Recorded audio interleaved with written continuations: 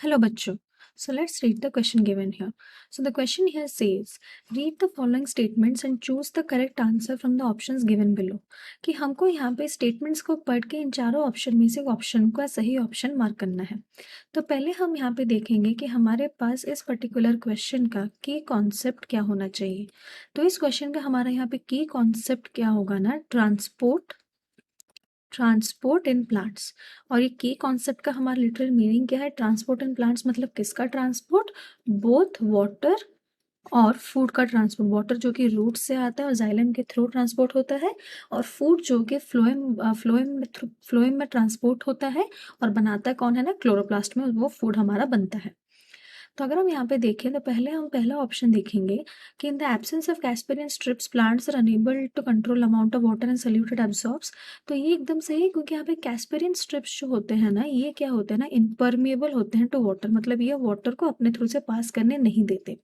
तो अगर यही कैस्पेरियन स्ट्रिप्स यहाँ पे प्लांट में नहीं होंगे तो क्या होगा ना, अनकंट्रोलेबल मूवमेंट और अपटेक होगा. किसका ना, वाटर का अपटेक होगा यहाँ पे, अनकंट्रोलेबल.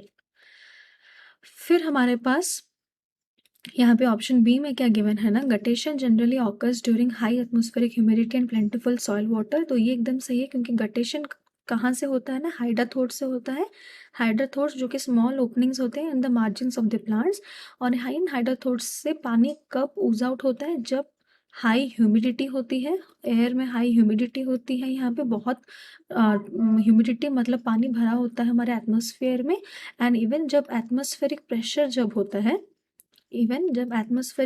जो होता है वो भी क्या होता है ना, हाई होता है. और सॉइल में भी क्या होता है ना, एबंडेंट वाटर प्रेजेंट होता है.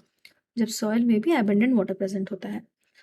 फिर यहाँ पे हमारे पास ऑप्शन सी में गिवन है क्या ना, translocation of sugars from source to sink is called pressure flow hypothesis. तो ये भी सही है, क्योंकि शुगर का यहाँ पे ट्रांसलोकेशन क्यों होता है? क्योंकि सोर्स में क्या होता है ना, शुगर बनता है, और सिंक में क्या होता है ना, शुगर का एब्सेंस होता है, या फिर वहाँ पे हमारा खाना नहीं होता. तो सोर्स से सिंक तक हमारा जब खाना ट्रांसलोकेट होगा, उसी हाइपोथेसिस को हम यहाँ पे क्या बोलते हैं ना, that is pressure flow hypothesis. उस हाइपोथेसिस को हम यहाँ पे बोलते हैं प्रेशर फ्लो हाइपोथेसिस.